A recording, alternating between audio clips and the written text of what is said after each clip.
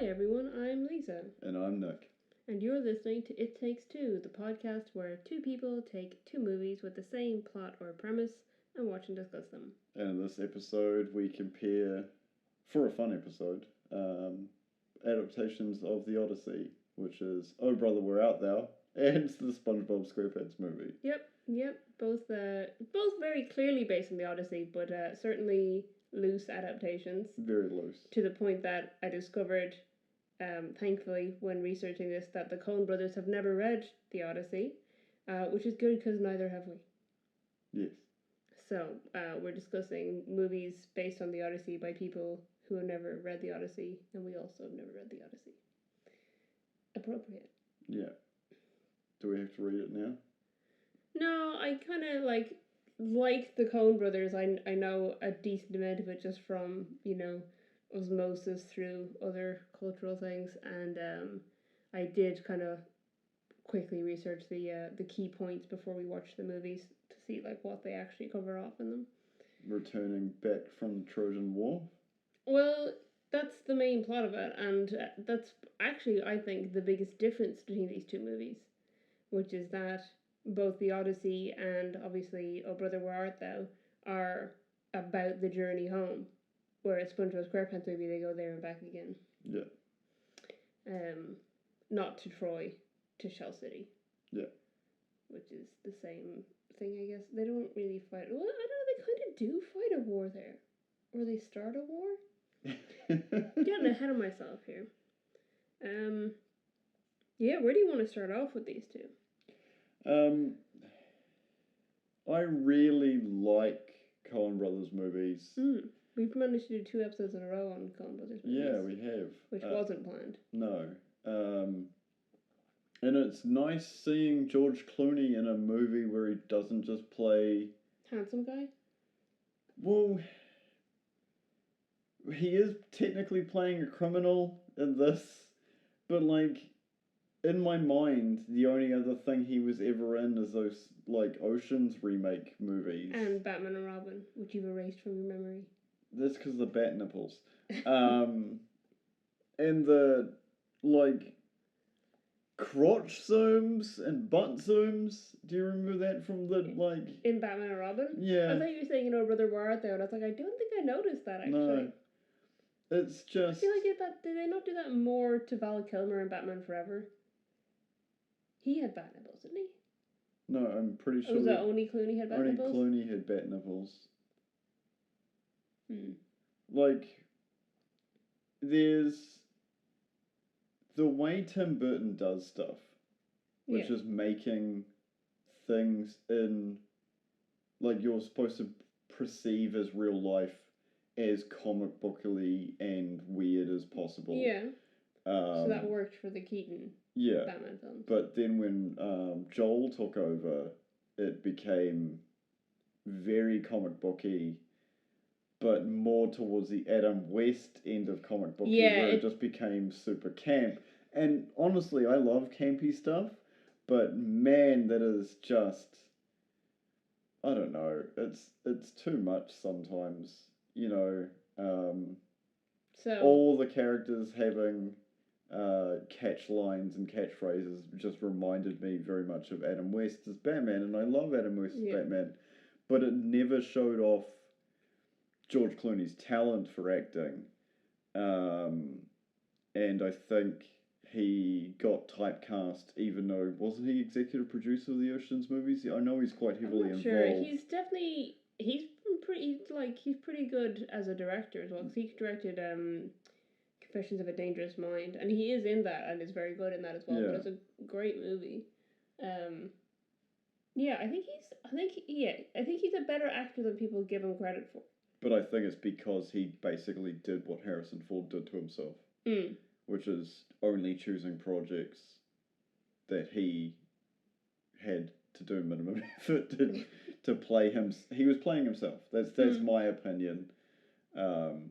If anybody has a comment or a movie that I should watch with George Clooney not playing himself, feel free to join our Discord and tell me that. I saw The Men Who Stare at Goats in cinema. Yeah. That was a weird movie, but I don't remember much of it now. I just remember at the time being like, wow, George Clooney is weird. Yeah. Because I think, did he direct that one as well? He was involved, like, behind the scenes in that one, as far as I remember. Yeah. But it's been a long time since that came out. But I do remember watching that and being like, alright, this guy's a bit of a weirdo. That was it. Yeah, but the Men Who Stare at Goats is the whole story is far weirder than the movie. Right. It's one of those stranger than fiction things where like when they made the movie as bizarre as the real life story. Because in real life there was a 2-star general who was convinced that if you believed hard, and this is like a general in the American military who believed hard enough because the distance between atoms is larger than the atoms themselves. Mm-hmm. Therefore, any solid object is completely made out of atoms. Therefore, mainly made out of negative space. So he kept trying to walk through a wall. The whole concept of getting these people together to try and make like a super soldier or an uber soldat or like the next generation fighter, which was like a psychic, like all those it reminds me of the whole occult Nazi stuff from like World War II, kind of like regressive ideal thinking, because it's like, oh well, no one's come up with this yet, so therefore it's like the next battlefield is inside your own mind. He produced it, but he didn't direct that one. But I think he's just drawn to those like wilder than fiction real life stories, because that's kind of what Confessions of a Dangerous Mind is as well. It was about a game show host who got like roped into being a double agent for the CIA or whatever because he was such a public figure people wouldn't expect it of him. It's like a bizarre story. Really good film though. Anyway, it's not actually related to what we're talking about today. Isn't it? We're talking about George Clooney. Yeah. He is like I said, like you said, a better actor than people give him credit for, and this I feel like Oh Brother Where Art Thou really showcases it. Yeah. More than other films I've seen him in. So I agree. Because I'm pretty sure he was in. What was the other thing that I used to watch with him in it? There was a TV show. Was it ER? Was it ER that he was in for years? He was in that for years, yeah. That's where he got his start, I think, acting-wise. Yeah. Did you watch ER? Yeah, I watched ER. Was it probably that? Yeah. Because I think you went straight from that into films. How did I forget From Dusk Till Dawn? I don't know, because you love that movie. I've never seen it, so that's why. But it's Robert Rodriguez. Yeah. It already stars Quentin Tarantino. That doesn't mean I've seen it. I haven't seen every movie that Quentin Tarantino hasn't directed. That's not how this works. Feet. God. I don't want to see Quentin Tarantino sucking on anyone's feet. Upsetting. Very upsetting. Anyway. Both movies have interesting casts in them. I love Quincy Jones, and who else is in the SpongeBob SquarePants movie that stood out? Jeffrey Tambor, Alec Baldwin. Alec Baldwin. Scarlett Johansson. Yeah, Scarlett Johansson playing King Neptune's daughter. Mindy, yeah. Yeah. Just so interesting. Obviously, everyone knows about Bikini Bottom being set in the nuclear testing in the Pacific, where Oh Brother Where Art Thou was set in like a fictitious version of the Depression in the 1930s. Yeah, it's 1930s Mississippi. Yeah, and it is very south. It's very Mississippi. Yeah. But there is some reflection of like the characters, obviously, other than the fact that SpongeBob literally fights the Cyclops. The sirens being actual sirens in. Yeah, they really leaned into the sirens, just straight out being sirens. Yeah. Where they were though. Yeah. Versus an old lady selling ice cream. And a bone graveyard. I genuinely love that because it's like, because I think a lot of SpongeBob, I know, SpongeBob is just a ditzy cartoon or whatever. to a lot of people. Yeah. But, like, they put in research in that show. Yeah. And they've put in research into the movie as well, because, like, that is a real thing that a lot of animals do. And especially a lot of fish, that they have, it's called aggressive mimicry. Yeah. Where they have, like, there's a fish that I think that one is supposed to be kind of based on, that, like, has parts of it that look like worms, so the other fish will come along to try and grab the worms, and then it can just open up and eat it, and that's what they do, you know, and it makes perfect sense in a universe where all your characters are, you know, sea creatures, to be like, well, what works as a siren for something that's already under the sea, because it's not going to bring them down and drown it, and it's like 100%. An old lady selling ice cream. No, but 100%. Surrounded by corpses. In terms of the sea creature thing, 100%, it will be like an aggressive fish with aggressive mimicry. So it's like got this thing to lure in the other fish so that it can eat them. Yeah. Because it's cartoony and it's SpongeBob, what the little thing is it looks, instead of just looking like a worm, it looks like an old lady selling ice cream. Because in SpongeBob SquarePants, like, if there was a worm, it would be a lady. You know what I mean? It would be a person. Yeah. There's a snake that also does it. Its tail's evolved to look like a spider. And it looks like it moves. Yeah. It's so scary. And it wiggles its little spider tail, and the bird's trying to eat it, and then it just eats the birds. It eats the birds, yeah. There's a whole load of creatures that do it. But there's definitely a lot of calls in the deep under the ocean for fish to have different kinds of lures, like even like the anglerfish with the light and things like that, like to get things to come close to it so it can get them. I just mimicked that. It like people can't see what I just did. Yeah. I just used my hands to like mimic a fish. Only our Patreon members can see what Lisa just did. We don't have a Patreon, so no one can. I think if an animal evolved to do that to people, we'd be so screwed. Yeah. Because most people are idiots. Yeah. So if you're like walking through, like how mimics work in D&D, you're like, oh, treasure chest, there must be something good in it, and then it eats you. Yeah. Or it's like I think I was literally going to like write the plot of Stephen King's It, even though I haven't read the book or seen an adaptation of that. I was gonna say, like, if it's like a cat, something making a cat noises down a drain, and people would go down the drain and get eaten by it. Is that basically what it is? A version of that for humans? No. Because it's a big monster thing that looks like a clown, right? Yeah. To lure kids in and then eat them. Yeah, it sounds like a like Stephen King. I have my love-hate relationship with Stephen King. Right. I don't know if I went over this in the podcast. I think you previously did when we did the Black Phone versus Mr. That's Harden's right. Phone.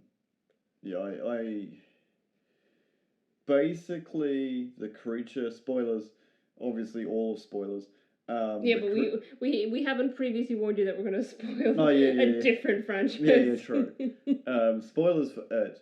If you haven't seen the Tim Curry movie, or mini-series, which is absolutely fantastic. Mm-hmm. In my opinion, better than the remake, because I first watched the first remake, and it was just like, they just like made the clown look, but it's not as over the top, campy, scary, which was what made it better. Yeah. Because I'm not one of the people that are scared of clowns. Yeah. But basically, it is a giant space alien who feeds on children in like a weird, like it goes into hibernation and then wakes up and eats kids. Okay. It just takes the form of a clown. Mm-hmm. But like it like feeds on people's fear. Right, okay. Why it's trying to terrify them rather than just eat them, because if your sustenance only comes from the nutritional content of a corpse, then you just eat people. So you'd appear like what people want rather than what people are afraid of. Yeah. So the clown thing is to scare people, not to lure them in. Yeah. Okay. Got it. Yeah. And then they have... So he's not a siren. group sex, and then go down it into the sewer and then kill the thing with it. Yeah. Okay.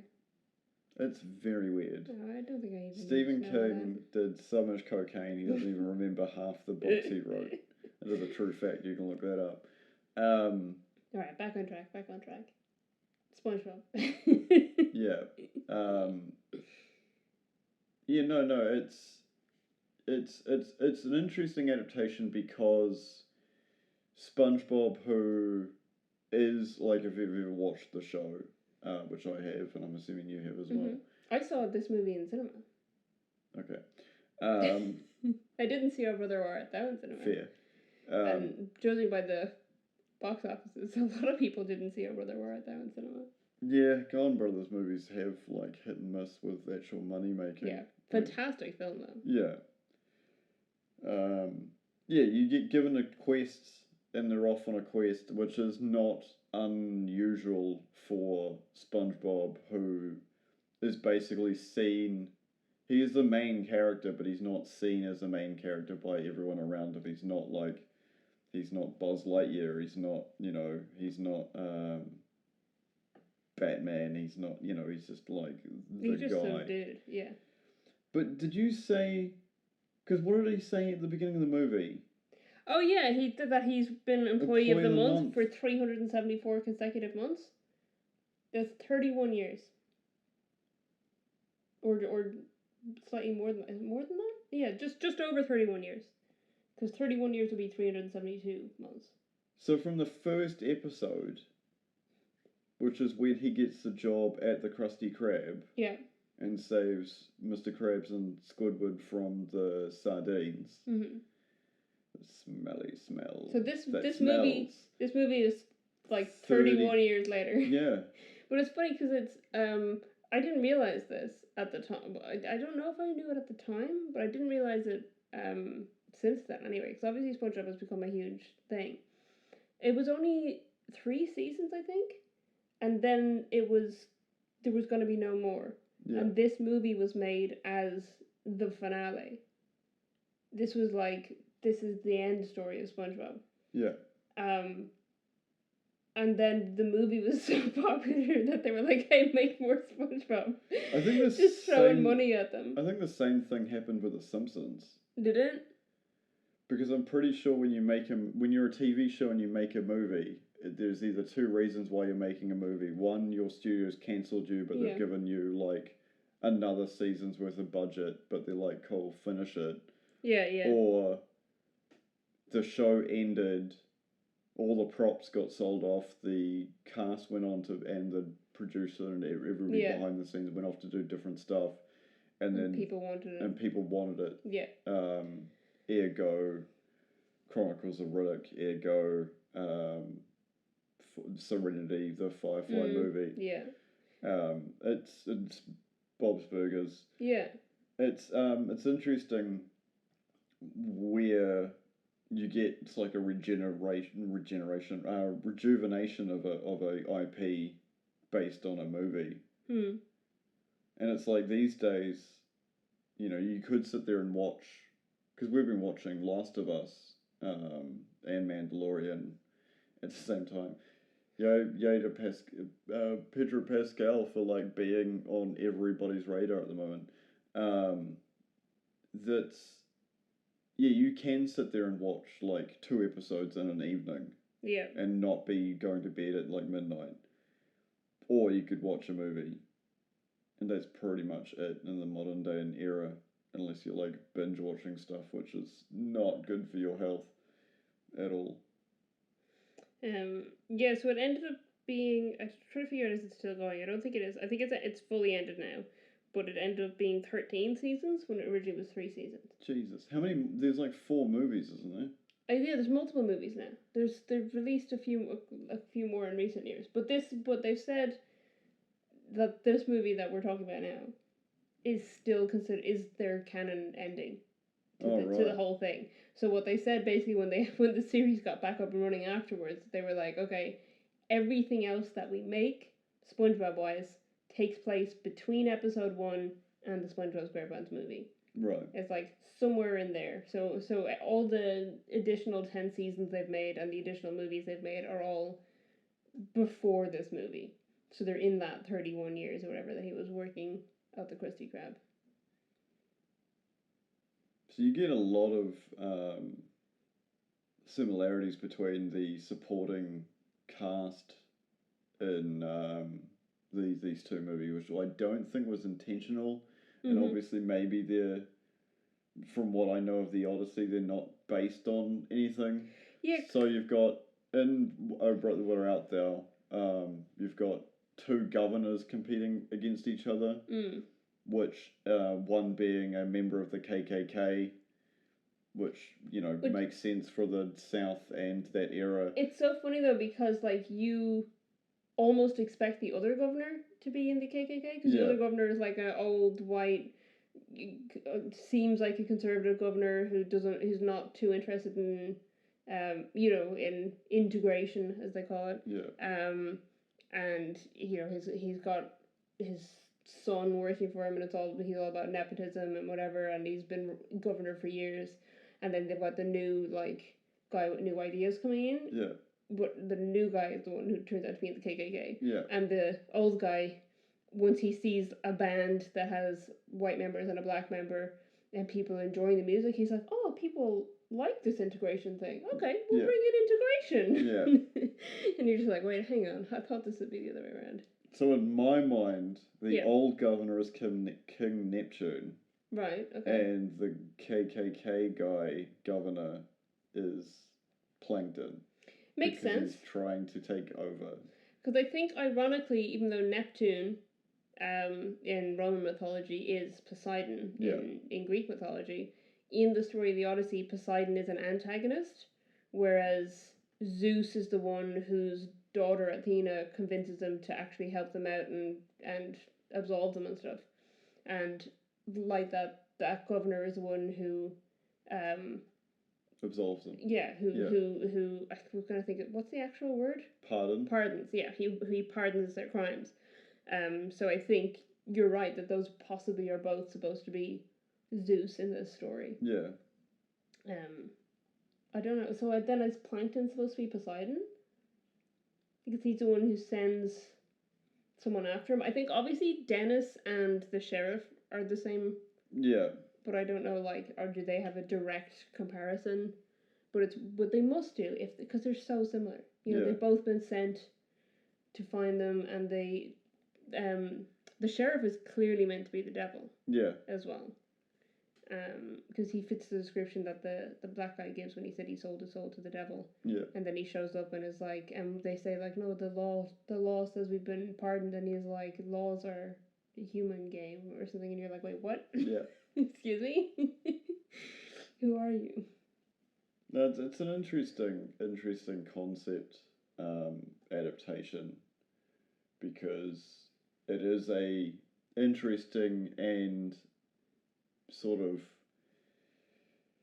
upsetting part of American history. It's a world history. Like, the Depression didn't just hit the States, but I still think the concept, it's even now, like, you could look at it that it's not great to be not white and in the South, or an immigrant into the United States, or even legally. It's all very weird, but still fighting the same concepts like 100 years later is very. What's the opposite of progressive? Regressive? Yeah.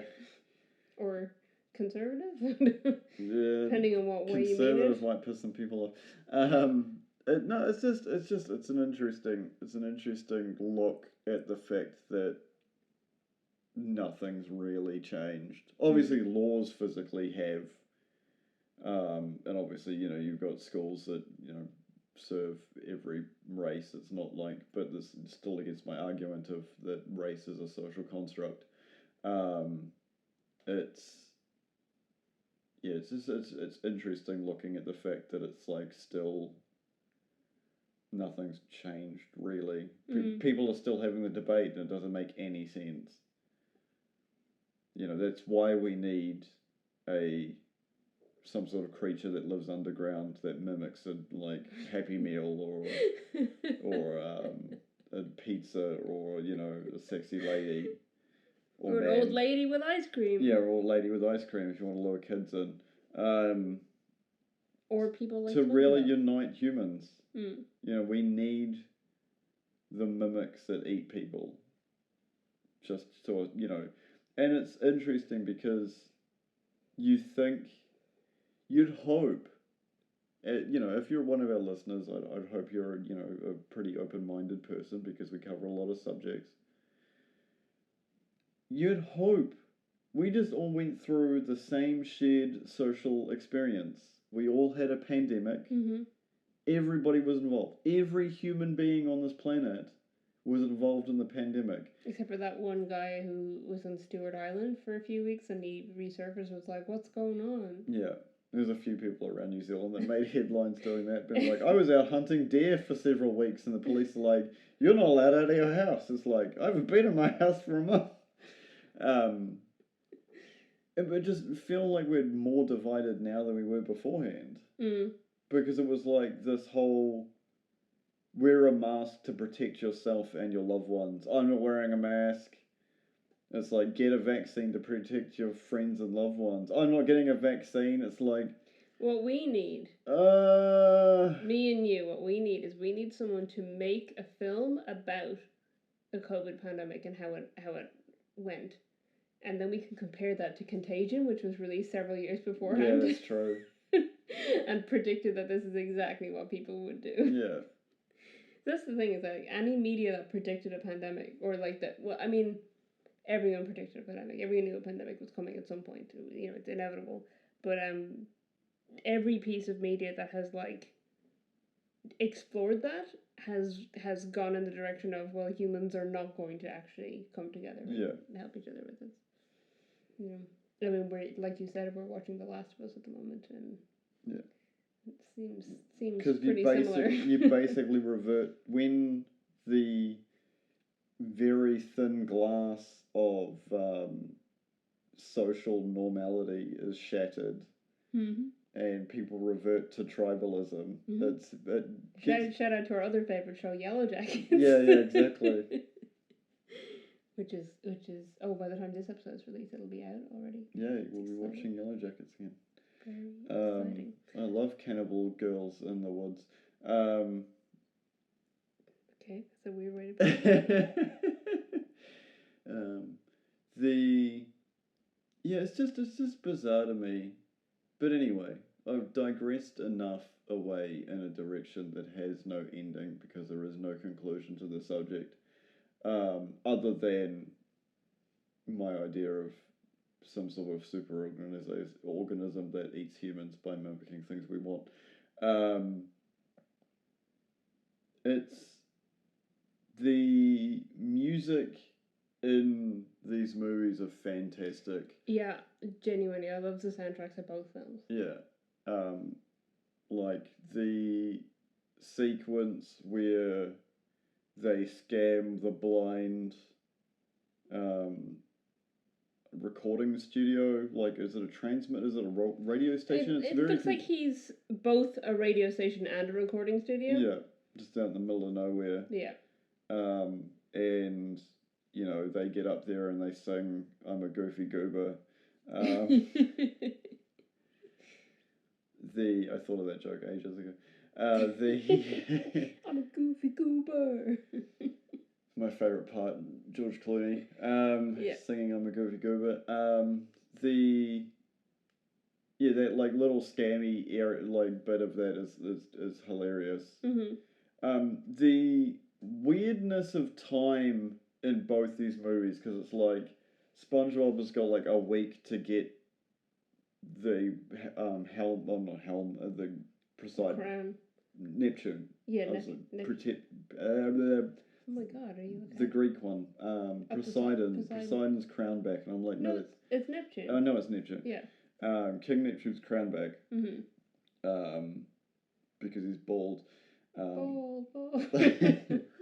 the amount of memes From that movie? That movie, that's like 90% of the SpongeBob memes. Funny because, like, I haven't seen that movie in years. Like I said, I watched it in cinema. I'm pretty sure I watched it at least once since then, but even then would have been, 20 years ago at this point.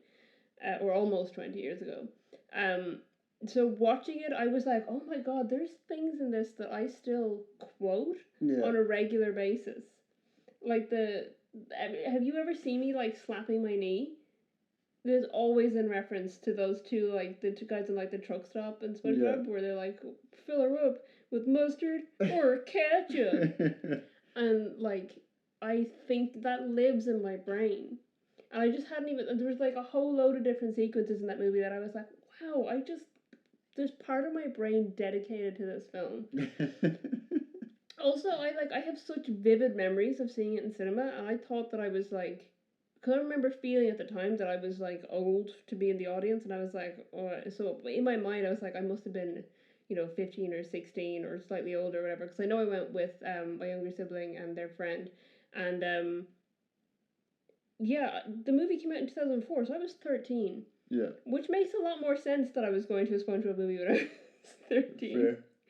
Though I dressed up as SpongeBob for there was, like, a no uniform day at school, and that probably was when I was 15 or so, maybe, or maybe it was younger. It was in secondary school anyway, so I was older than 12, and I dressed as SpongeBob SquarePants for it. It was a theme day. It wasn't just like that you could just wear regular clothes and I just came in as SpongeBob. Every class group had a theme, and ours was cartoon characters. So I was like, hell yeah, I'm going all out. So most people were like princesses or, like Kim Possible and things like that. And I came in, like, we turned a cot mattress into, like, just a giant SpongeBob face, and I had, like, my dad's trousers and a shirt and a tie and everything, and I'd drawn big eyes on paper and stuck them onto it. I had, like, cut tiny little eye holes so I could see out through this giant thing. So I literally went around school for a day as SpongeBob. But people loved it so much that, like, multiple different people ended up borrowing that costume to wear it for different things. At one point, my older brother's, one of his friends borrowed it for a school thing, and we were literally, like, driving to school, and SpongeBob cycled past us on the road. It was like, hey, it's my SpongeBob costume. So it became kind of infamous. But yeah, I was 13 in the cinema seeing this movie. And I still, like, very vividly remember seeing it. It's weird.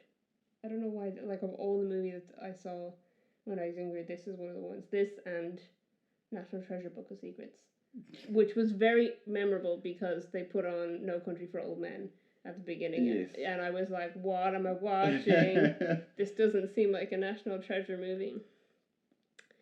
Anyway. And I just went on a rant about seeing the movie. But yeah, so we were saying that the memes are, like, eternal. There's so many memes from that movie that are still regularly used memes 20 years later. Yes. The part that cracked me up the most is when Mindy turns up and convinces both of SpongeBob and Patrick that they're men by putting kelp mustaches on them. Yep. And then Dennis, who's the assassin that's coming there to stop them, shows up and is just like, I thought it was salad. Like, that's not a mustache. Yeah. Like, this is a mustache. And he pulls his bandana down and he's got no mustache. And he just forces a mustache out. Yeah. And it is just, that moment was just so internalized for me of just being like, it feels very Ron Swanson. It feels very, like, just so angry that you can't die kind of material. Just like being able to physically grow a bushy mustache at sheer will. Yeah, just like grin for, or just like brace for it for a second and then it just pops out. Yeah. It's like, there you go. Here's my mustache. I'm gonna interrupt us because this is our second episode that is in partnership with Crafted by Jessica Routledge. No, yes, it's sponsored. Yeah, well, it's partnership, we'll say. Partnership. Yeah, so we mentioned this on our previous episode, and it'll have been on our social medias at our Discord. But we have a collaboration with crafted by Jessica Routledge. That is a New Zealand-based company that handcrafts street jewellery and accessories right here in Aotearoa. Proudly Māori owned and made. You can use the promo code ItTakes2 for 10% off your order there, and there is, as we mentioned previously, a limited run of It Takes Two necklaces. So technically this is our first official merchandise. Yeah, I think you said that last time too. Yeah, but I'm just reiterating the point that like, this is guys, this is our merch. Yeah, this is our merch. It's the closest you're getting to merch for the moment. Yeah. Yeah, anyway, it's a business that I'm really excited to be partnered with, and it's pretty cool to have them do this for us. So if you visit craftedby.co.nz, you can get further information there, and like I said, you can get that 10% off by using the promo code ItTakes2, all one word, and check out that limited run of It Takes Two necklaces. So the offer is valid until the 1st of May. I should think about it. I had the date written down in numbers, and I had to remember what the 5th month was. that would be the month that is my birthday. So, yeah. So check that out. All right. Back to the show. Back to the movies. Yeah, it's definitely interesting how, like, not knowing a whole lot about the Odyssey, watching how these two very different takes on it, but they're both clearly the same story. Yeah.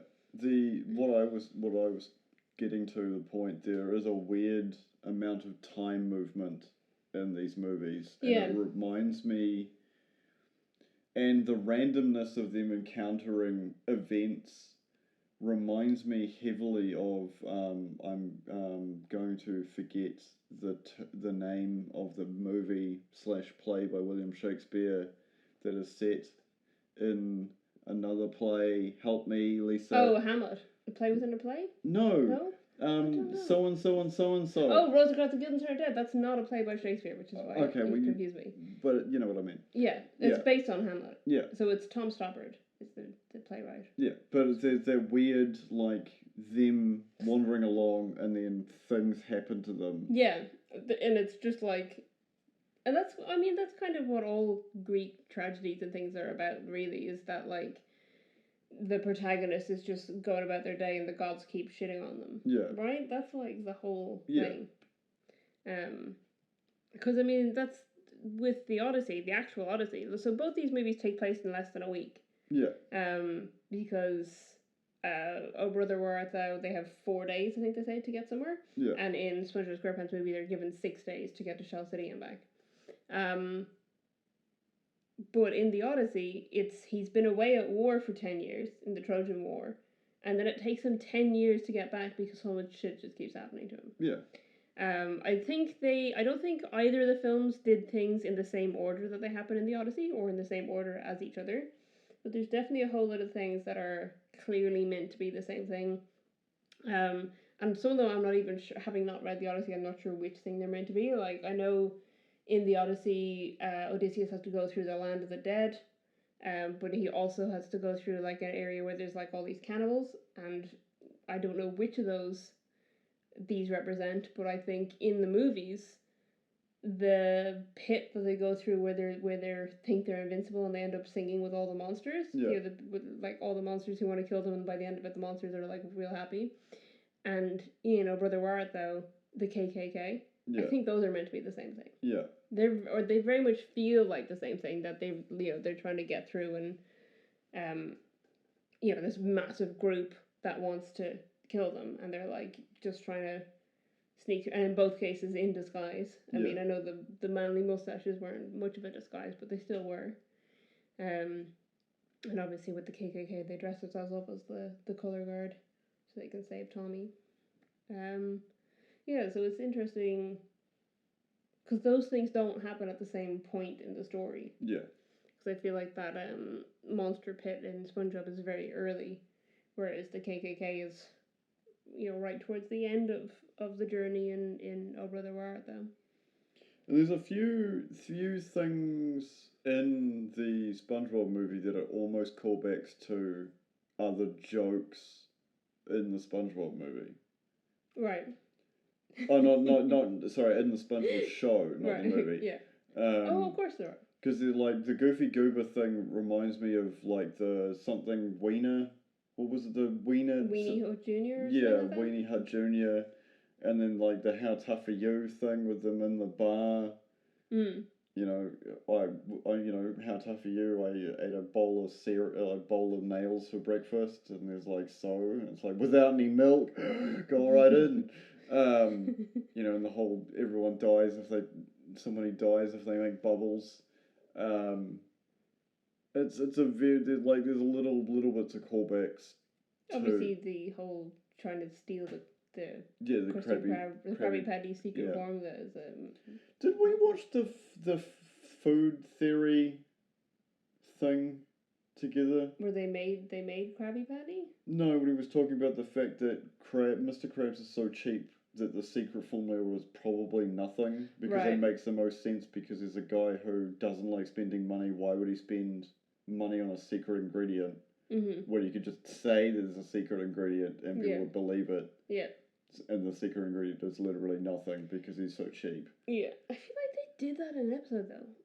Or there's something similar to that. But then it doesn't make sense because Plankton gets it and then starts making Krabby Patties in this movie. Yeah, but also the Krusty Krab is shut down. Yeah. So... But he is making the right recipe. Yes. It's he finally gets his hand on the Krabby Patty the recipe, and it doesn't say that the secret ingredient was nothing. Yeah. So there must have been something, you know. But it's a secret formula, not a secret ingredient. So it's the way it's done or whatever. Would one need just hire SpongeBob then? I think he tries that in episodes. Yeah, he does do that in episodes. Yeah. But also he uses mind control in this. So, yeah. You know, as you do. And they all become like faceless drones, which also reminds me of the KKK. Maybe that's meant to be the KKK. There is a really interesting and fun little random tidbit of one of the episodes with Plankton in it, where his wife Karen, who's a machine, has made him dinner, and he's eating a hologram of meatloaf. Right. And because Plankton, the actual creature, used photosynthesis, he's literally eating light, and it's such a brilliant because as a kid you're just like, oh, haha, it's like. But this is what I mean, that they genuinely put in effort. They did actual research for it, you know. Wasn't the guy who created it like a marine biologist?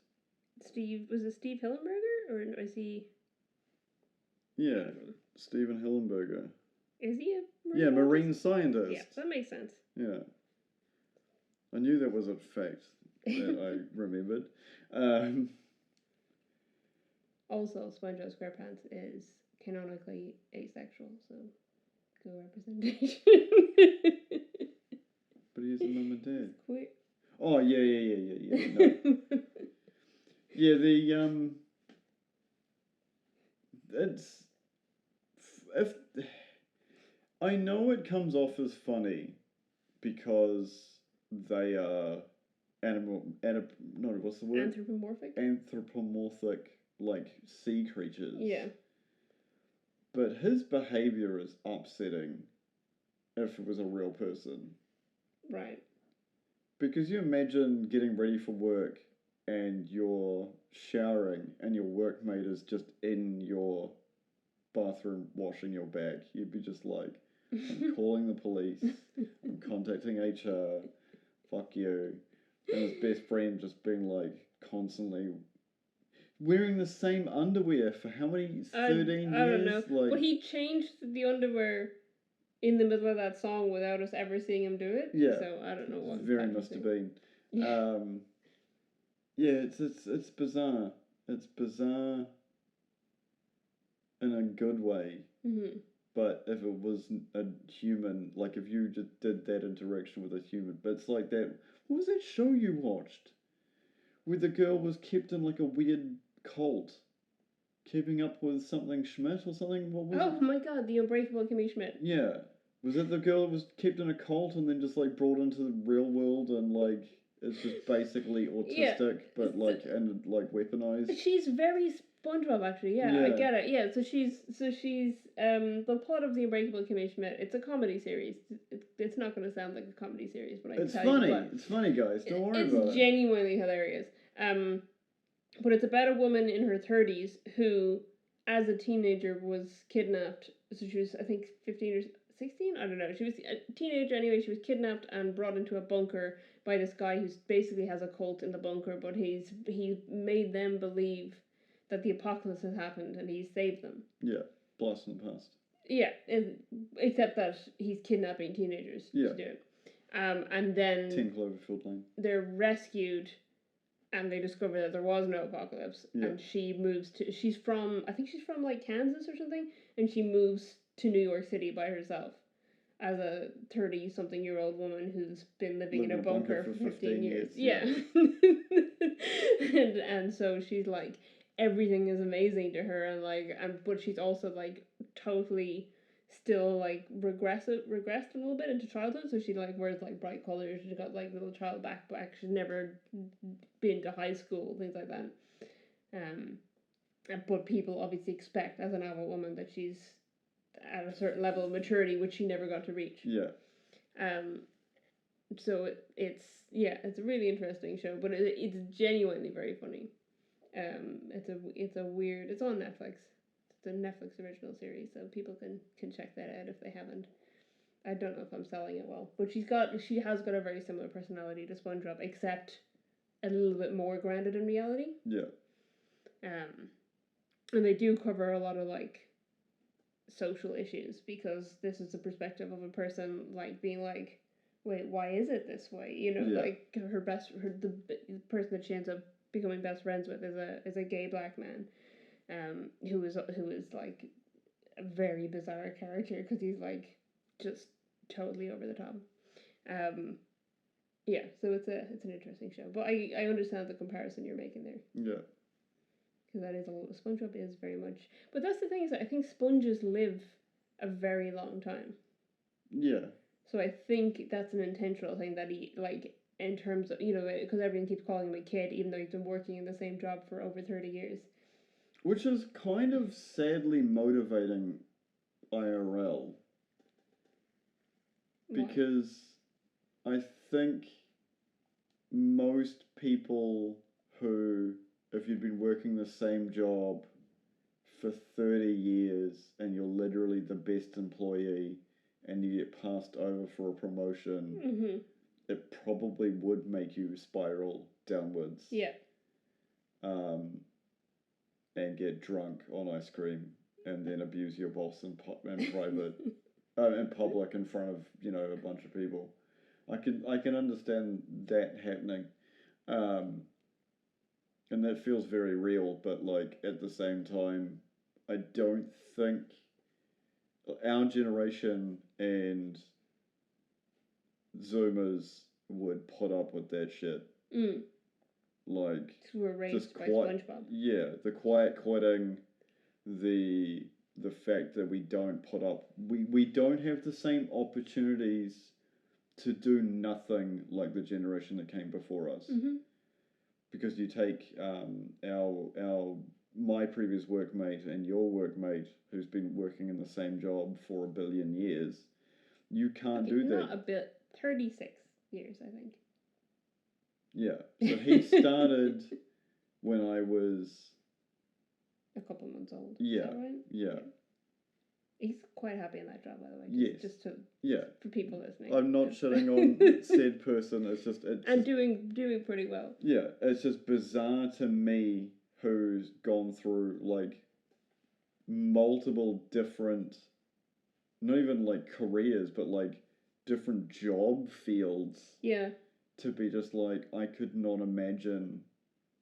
Well, my dad's been working in the same place for over 30 years. Yeah, that's what I'm saying. Like, the generation before us, you could do that, mm-hmm. because inflation wasn't... So he's at least worked his way up the ladder. Inflation isn't that bad. Mm-hmm.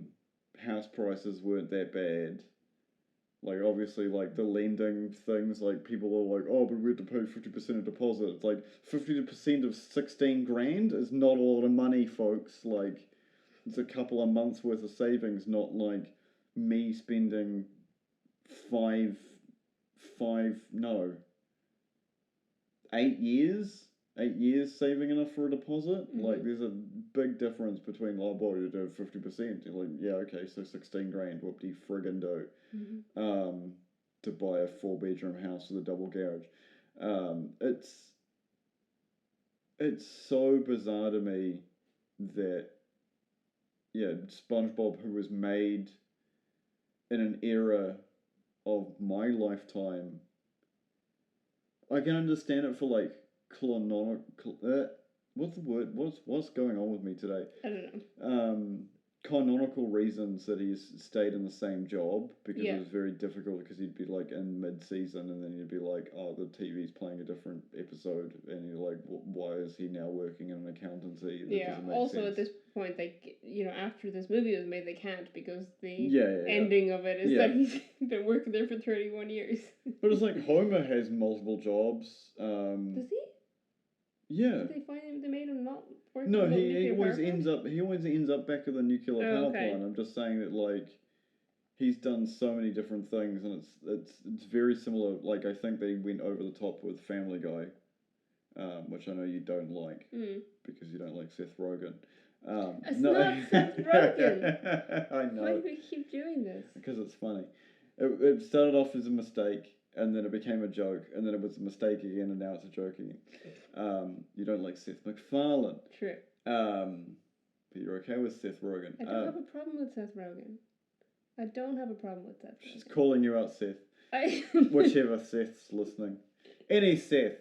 Seth Green. Oh no, I like Seth Green. Why are we doing this? It's not. I don't have like a vendetta against everyone called Seth. I'm just not a fan of Seth MacFarlane. I almost said Seth Rogen. It would have been funny. Yeah. No, it's Family Guy overdid it with just like the different jobs. But like, no, Homer's had, like, there was a list of it that popped up on The Simpsons recently of how many jobs that Homer. It's like over 30 different jobs that he's had. Some of them obviously throwaway, like rodeo clown or blah blah blah. But like, the time he went to clown college and the time that he was like weirdly bodyguards for celebrities and all the other stuff. But like, yeah, it's made for our generation. Well, it started in our generation, like going to seeing the movie after the 3 seasons had like concluded. Yeah, so the original SpongeBob, like the first episode aired when I was 8 years old. Yeah. So it makes sense that at 13 I went to go see the movie, Yeah, this is the fact I'd like the audience listening to chew on just a little bit. That's all I've got. Okay. You want to go through some trivia and then we'll go box office and the other things? Sure, we can do that. I mean, we didn't. I feel like did we? Yeah, I don't know. Yeah, they're the same movie. I was like, did we compare them enough? They're the same. There's things like I'm just trying to think of other things in the Odyssey. There's the bag of wind in the Odyssey, which is exactly what it is in the SpongeBob SquarePants movie. They're given the bag of wind to get home. Yeah. In the Odyssey, they use it to get right back to the island that he's from, and then his men get suspicious and thinks he's got treasure in it, so they open it again, pointing the wrong direction, and he gets pushed right back to where he got the bag of wind from. In SpongeBob, Patrick just opens it on the beach and it flies away, and then they lose it, and then they have to use David Hasselhoff to get to where they're going. Brother Where Art Thou, instead of a bag of wind, they get a bag of money that gets them almost where they want to go, and then they get beat up for it. And, we talked about the sirens. We've probably talked about pretty much all the things. Trivia. The only trivia that we haven't mentioned, two pieces from the SpongeBob SquarePants movie. One is that when they were making the movie, because they didn't want people getting wind of what the actual plot was going to be, they came up with a cover-up plot that they could leak. So people thought this was the plot, and it was that SpongeBob had to go to Florida to rescue Patrick from a fisherman in Florida, and they just gave them the plot of Finding Nemo. Right. as both SpongeBob and Patrick. But it was just to keep fans busy with speculating about it. And the other bit of trivia that I've taken down for this movie is that they built an 11-foot long David Hasselhoff figure so that the cameraman could film without straining the real David Hasselhoff. Fair enough. So when he's on the water, it's an 11-foot tall David Hasselhoff. Which David Hasselhoff took home after filming.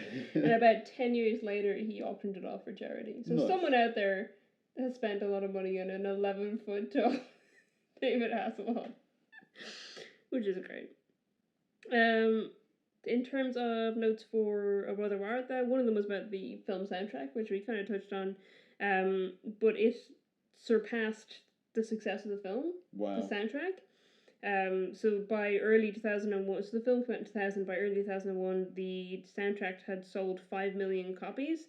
They had made a documentary film about the soundtrack. There were 3 follow-up albums, 2 concert tours, and it won Country Music Awards for Album of the Year and Single of the Year, and it won 5 Grammys, including Album of the Year, and it hit number 1 on the Billboard album charts in the week of March 15th, 2002, so which was 2 years after it was released. Yeah.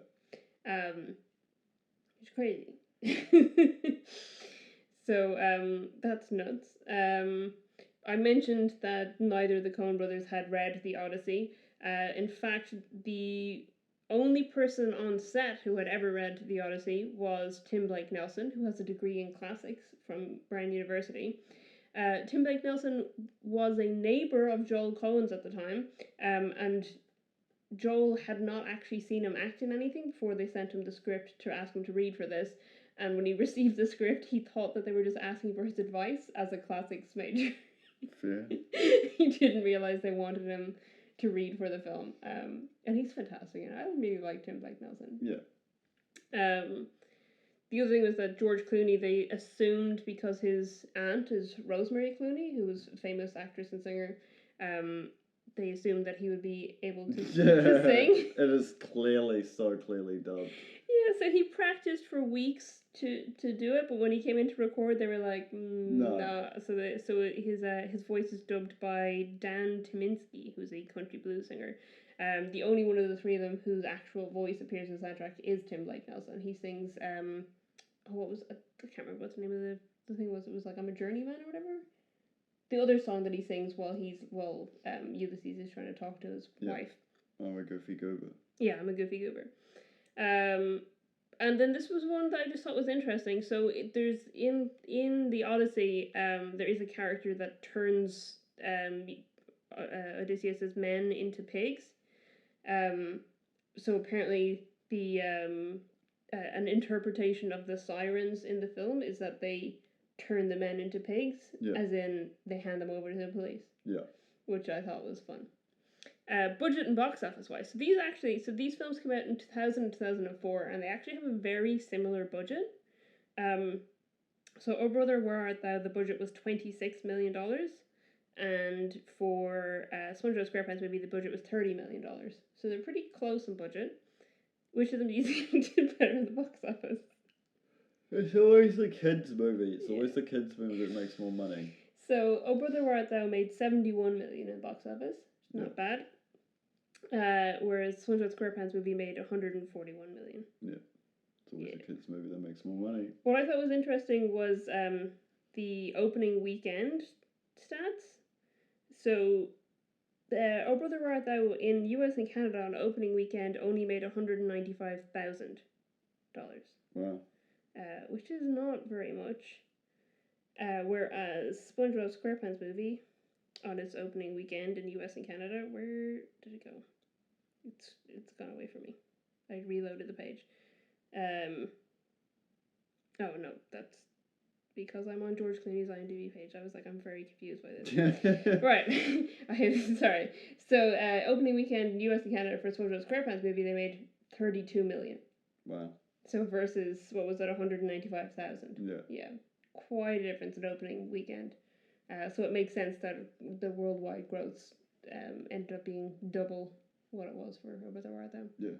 Which means it did do a decent amount of catch up. but there was a lot to catch up to. Yeah. Yeah, so is there anything else you wanted to add about these films? No. No? I'm good. Pretty good. You agree they're the same film? Well, they're based on the same source material and they have very similar plot lines, so yes. Yeah. That's the whole point, isn't it? Yeah.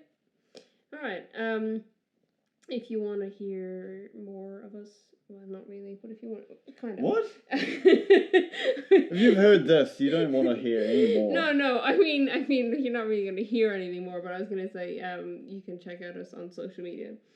So our Twitter and Instagram handle is ittakes2_pod. On Facebook, we are ittakes2pod. Our website is ittakes2.co.nz.